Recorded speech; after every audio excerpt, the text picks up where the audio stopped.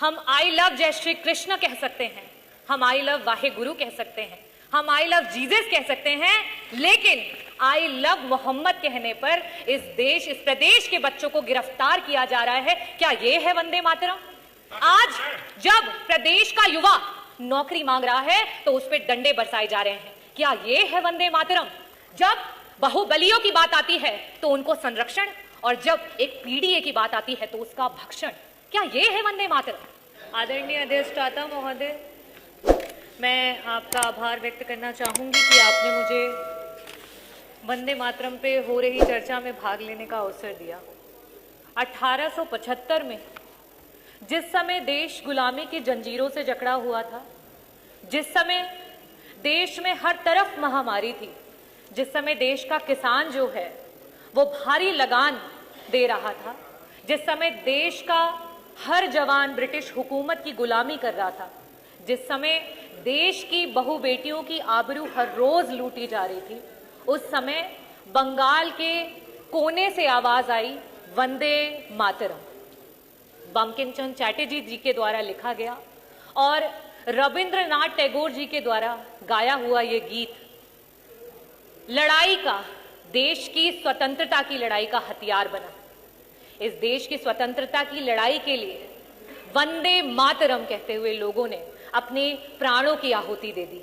ये किसी जाति विशेष के लोग नहीं थे, ये किसी धर्म विशेष के लोग नहीं थे, इसमें महिलाएं भी थी, इसमें इस देश के हर एक व्यक्ति का योगदान रहा, जिसकी वजह से आज हम इस आजाद भारत में सांस ले रहे हैं। अध्यक्ष जी, आज राष्ट्रगान के, राष्ट्र गीत के 150 वर्ष पूरे होने पर हम इस चर्चा को करा रहे हैं, लेकिन क्या सरकार वंदे मातरम इन शब्दों को क्या समझती है? इनकी मान और मर्यादा को समझती है? वंदे मातरम का अर्थ है वंदना मां की, भारत मां की। किसी भी मां की वंदना उसके बच्चों को दुख पहुंचा करके, उसके बच्चों के साथ अत्याचार करके कभी भी नहीं की जा सकती। अधिष्ठाता महोदय, यह सरकार की कैसी मात्र वंदना है जहां हर रोज मां के बच्चों के साथ अत्याचार हो रहा है, उनको तिरस्कृत किया जा रहा है। इस सरकार में हम आई लव जय श्री कृष्ण कह सकते हैं, हम आई लव वाहे गुरु कह सकते हैं, हम आई लव जीसस कह सकते हैं, लेकिन आई लव मोहम्मद कहने पर इस प्रदेश के बच्चों को गिरफ्तार किया जा रहा है। क्या ये है वंदे मातरम? मैं कहना चाहूंगी अधिष्ठाता महोदय, आज जब प्रदेश का युवा नौकरी मांग रहा है तो उस पर डंडे बरसाए जा रहे हैं। क्या ये है वंदे मातरम?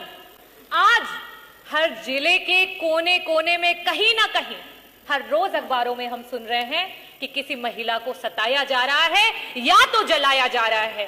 क्या ये है वंदे मातरम? आज इस सरकार में जो दलित हैं उनकी मौतों का आंकड़ा छुपाया जा रहा है। गोंडा में संजय सोनकर को पुलिस के द्वारा मार मार कर, पीट पीट कर उसकी हत्या कर दी गई।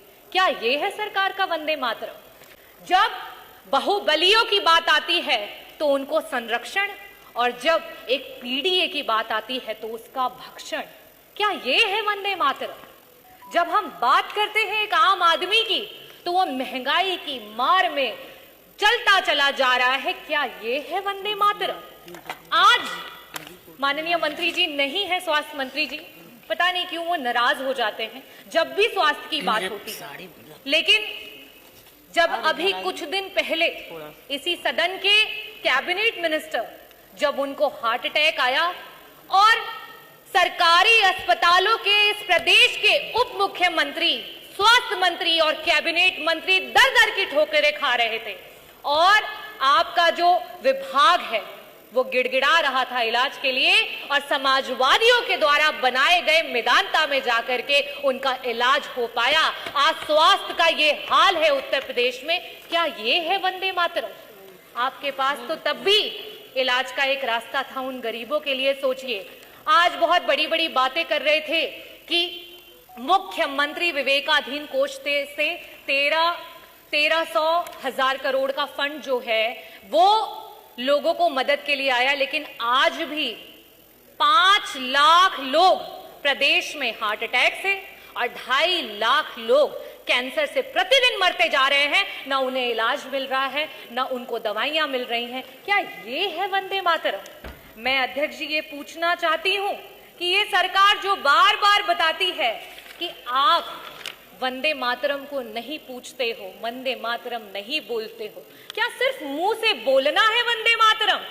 वंदे मातरम का असली इम्तिहान तो धरातल पर होता है, और धरातल पर उस माँ के बच्चों के साथ हर रोज अत्याचार हो रहा है, हर रोज वो पीड़ा सह रहा है। क्या ये है आपका वंदे मातरम?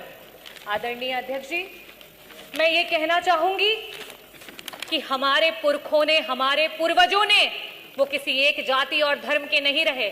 उन्होंने हंसते हंसते कफन को चूम लिया, फंदे को चूम लिया, तब हमें आजादी मिली है। और मैं चाहूंगी कि यहां सदन में बैठा हुआ प्रत्येक व्यक्ति उनके बलिदानों को याद करे और असली वंदे मातरम को ये सरकार धरातल पर लेकर के आए। मैं पुष्प तो नहीं अर्पित कर सकती, लेकिन मैं शब्द चढ़ाती हूं। हिंद जिनकी जान था, मैं शब्द चढ़ाती हूं। हिंद जिनकी जान था, नाम हिंदुस्तानी जिनका मजहब हिंदुस्तान था।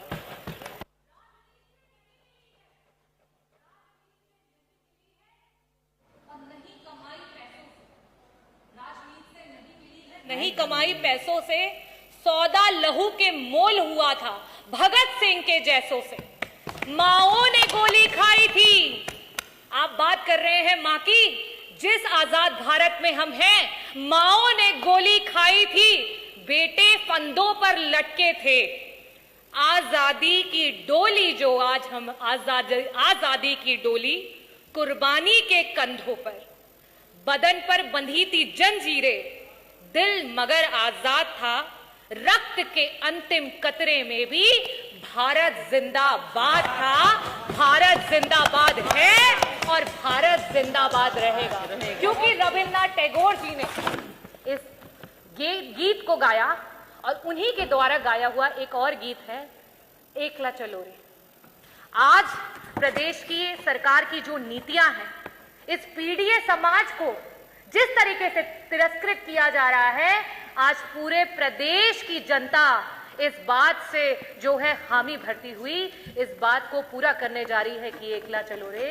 যদি তোমার ডাক শুনে কেউ না আসে, তুমি একলা চলো রে, একলা চলো, একলা চলো, একলা চলো, একলা চলো রে। এই ভারত আমাদের জান, আমাদের স্বাভিমান, और এই ভারতের জন্য আমরা আমার জানটা দিতে পারছি। बहुत बहुत धन्यवाद। भारत माता की जय। वंदे मातरम, वंदे मातरम, इनकलाब जिंदाबाद। बहुत बहुत धन्यवाद। ये कुमार गौड़। माननीय अध्यक्ष जी।